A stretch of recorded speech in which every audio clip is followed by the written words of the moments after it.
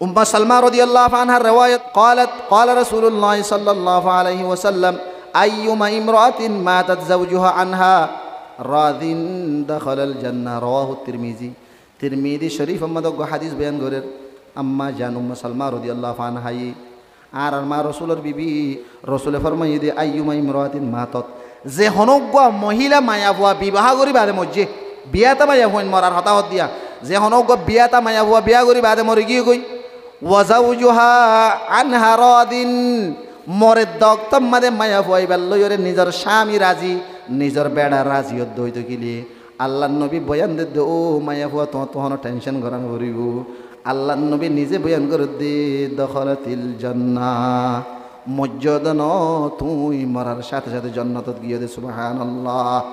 তোলি মায়া হইন ধরে যাবা মারার সম্মান শিখাই এন্ডেল্লা নিজে বিয়া করিবা আদের নিজের জামাইরে যে হনগ্য মায়া ভাই সম্মান করিব ইজ্জত করিব নারাজতে করে নচলিব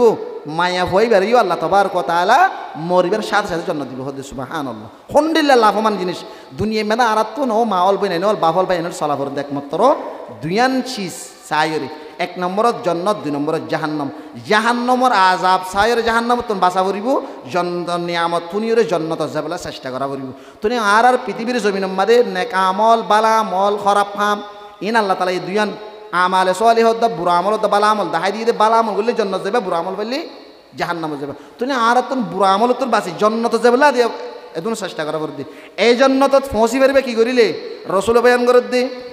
আইয়ুমা ইমরাতিন মাতাত যে হনগ্য মায়া হুয়া মজ্জ ওয়াজাউজুহা আনহা রাজিন মরদ দাবস্তাম মাদে তোমার স্বামী তোমার লয় খুশি তোমার লয় রাজি তোলে বুঝা ফর দে দখলাতিল জান্নাত তুমি জান্নাতের গিরাজ বনি ভাজ্য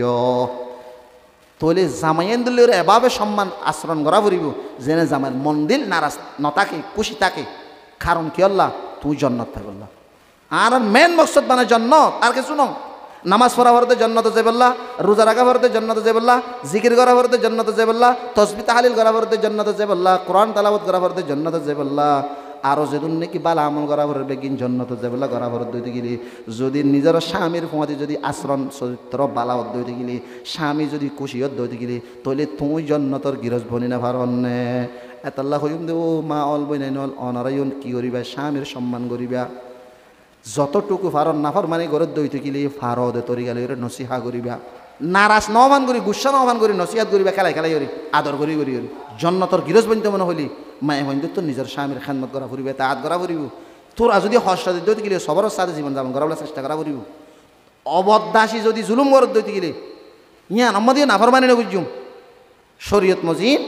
নিজের মা বাপরে বুঝাই আলেম মাতাই সিরা ও বললে সিরা টাকা বললে টাকা এং করি করি নাফর মানে নগরী নাফর মানে বেশি ডর জিনিস